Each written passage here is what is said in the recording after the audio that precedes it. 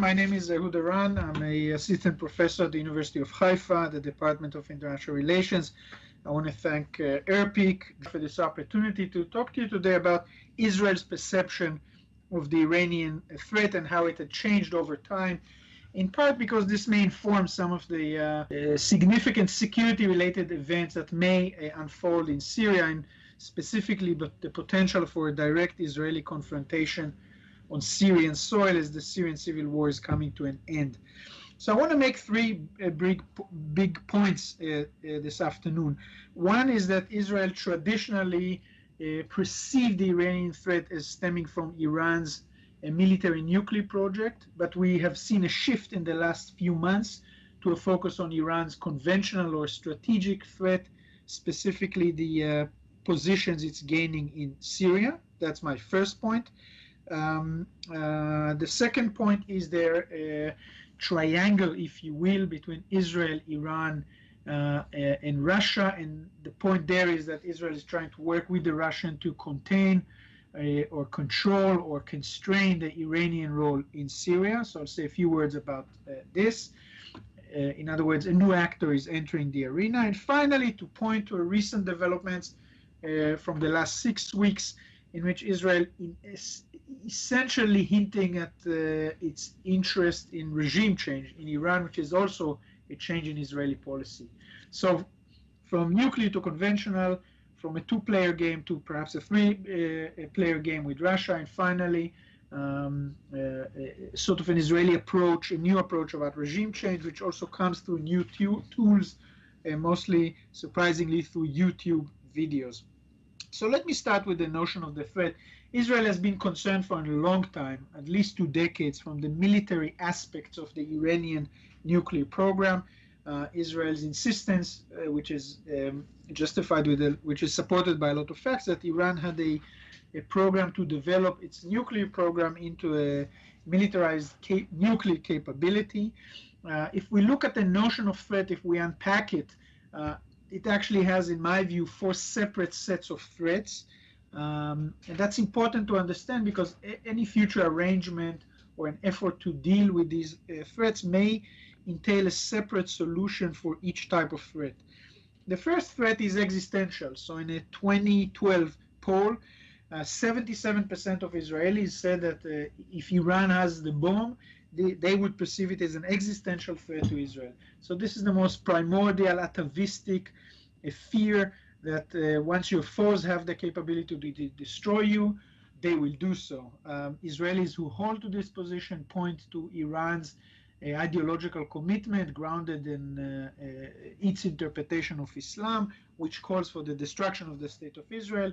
The previous president, especially Ahmadinejad, was well known for some statements that came to this effect. And of course, it's informed by experiences that Jewish people went through a long time ago and far away from here, namely the Holocaust, in which 1/3 of the Jewish people were destroyed, were annihilated by the Germans from the early 40s until 1945. And so a lot of the rhetoric that comes out from Israel, especially from Israel's Prime Minister Netanyahu, alludes to the Holocaust. They had tried to destroy us then, they will do so again. In a famous speech in 2008, Prime Minister Netanyahu said the year he referred to that time frame is 1938, i.e. the eve of the Holocaust, and Iran is Germany. So part of the interpretation of the existential threat, in fact, stems from Israeli, or if you will, Jewish historical experiences. So that's one set of threats. The second one is highlighted not so much by politicians, but mostly by professionals, by the security establishment. This is focused on the here and now, very materialist, if you will, and that is what I would call as a strategic threat. The notion that once Iran has the bomb, Israel's dominance as a nuclear hegemon, although never publicly stated, but largely believed to be the state, this hegemonic condition will be shaken up. Other elements of the strategic threat is that Iran will be emboldened to be much more assertive once it has the bomb, although we see it's quite assertive even without the bomb. That there'll be what the experts call a cascade effect. In other words, once Iran has the bomb, other regional actors like Saudi Arabia, Egypt, maybe Turkey would strive for their own bomb, making Israel's strategic environment much less calm, much more prone to instability. Another strategic element that's mentioned is that Iran's allies, Syria, Hezbollah, will feel more emboldened and will take more risks in confronting Israel once they know they're supported by a nuclear power. The third set of concerns, not as dominant on the discourse, but I think largely there, and that's what I would call a socio-economic threat. The idea is Israel had boomed economically in the last 15 years, largely to a big stream of here foreign direct investments. Israelis are proud to say that Warren Buffett's single biggest investments outside of Israel is in an Israeli company, Iskar Technologies from the north. The high-tech sector is driving Israeli economy, is largely funded by investments from abroad. We know Google bought Waze, for example, and other deals along those lines. The argument goes, if Iran has a nuclear bomb and it threatens to destroy Israel in a matter of a few minutes, foreign investors will be cautious to invest here. And finally, and I would not disregard it, as an ideological, identity-based threat in an Iranian nuclear weapon. Here the story is Israel promised to be a safe haven for Jews. It was a solution, if you will, to security threats Jews had been facing in Eastern Europe since the late 19th century, culminating in the Holocaust. And so the promise was here of a safe Jewish fortress in which Jewish lives will be protected. But what happened? What does it mean ideologically if this fortress can be destroyed by in a 10-minute notice and become a nuclear desert? So that's the first point. What had happened the last year, the Syrian civil war is coming towards an end. We had the JSOPA, the agreement that Iran committed to halt its nuclear program in 2015. And so the notion of threat shifted a bit from the existential, nuclear, and so on, to a more conventional one, specifically Iran's allies, Bashar al-Assad, with massive Iranian, Russian, Hezbollah, and so on support, seems to be winning the civil war. And Syria is entering the phase, we are now in the delicate phase where the arrangements for the structure of the future Syrian state and the way power will be distributed there is being organized now. As may be expected, the winners who had invested effort from outside, the Iranians, want to hold positions close to Israel, potentially deploy their forces, build bases, create a real conventional deterrent close to the border by deploying missiles. Israel was very vocal in rejecting that and trying to push an arrangement in which the Iranians will be deployed kilometers away, 40, 50 kilometers. The rumors that Israel and Russia agreed for such a deal in which the Russians will guarantee that the Iranians will be deployed further away in return for Israel's acquiescence for Assad forces deploying close to the border. It's not clear, partly because of the nature of the actors, specifically the Russians, if this deal will come through, but Israel already demonstrated its willingness to use force to enforce these sort of red lines by attacking Iranian and pro-Iranian targets in Syria on quite a large scale. So we moved from a nuclear to a conventional threat. The Americans pulling out from JSOPA recently means that the nuclear file may reopen. It's not clear if Iran will keep its part of the deal once the Americans are out. If there's a better deal, as Trump is hoping, of course, I think the Israeli, at least security establishment, will of course support it. I'm not sure what will be the Prime Minister's position.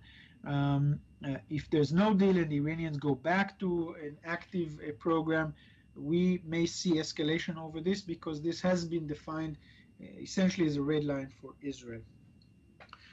And finally, my last point, I want to draw our listeners' attention to a new tack in Israeli behavior. Up until now, Prime Minister and other Israeli elites advocated the international arena, employed force, employed covert action to try and stop the Iranian advances in the region. Since late May, Prime Minister Netanyahu took a new direction by releasing three clips directed at the Iranian people, essentially highlighting that Israel's issue is with the Iranian regime rather than the Iranian people. It's a much more nuanced approach, conveyed through a new medium. Israel traditionally, specifically Netanyahu, was a great believer in dramatic speeches on institutionalized world fora like the Security Council or the United Nations, and in government-to-government dialogue.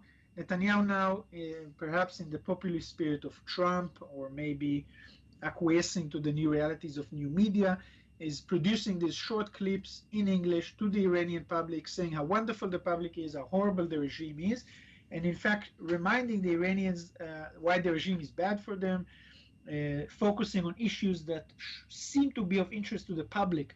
For example, the water crisis in Iran. So Netanyahu starts this short clip by drinking some water and telling the Iranians that Israel has a technology that can help them, but it is their evil leaders who are preventing it. And in fact, consequently, Israel launched an internet site in Farsi, which has some information and knowledge how to deal with water shortages. This also plays into this Israel's recent image of the startup nation, advanced technologically, and so on. It seems that this new tack is coordinated with the Americans, and there's some hints that Israel and the US are quietly creating a working group to try and think more concretely about changes in Iran. Israeli officials, this is not fully public, but it was mentioned in the press, Israeli officials who spoke to the press were careful and calibrated the expectations, saying we know we cannot change the regime, but this creates some leverage. Nevertheless, it's interesting because Israel has been traditionally very cautious to get involved in internal affairs of other countries. The few times Israel did intervene are perceived here as a failure and a cause of either greater problem. Iran, of course, is a specific case in which the West is very careful about it, partly because of the 1953 Mossadegh coup, in which the CIA and the British were able to reinstate the Shah through their involvement, but this led to this resentment and suspicions towards the West for a long time. Some of these issues are discussed in other places, and listeners are welcome to read them. I had a piece in Washington Quarterly 4 or 5 years ago with my colleague Martin Malin analyzing the notions of threat. And recently I've been contributing to a blog in the Atlantic Council site that deals with Iran, the Iran Source. You can read my and other people's thoughts about the current situation with Iran. So thank you for this opportunity. I want to thank Erpik again for this opportunity, and I look forward to future engagements. Thank you very much.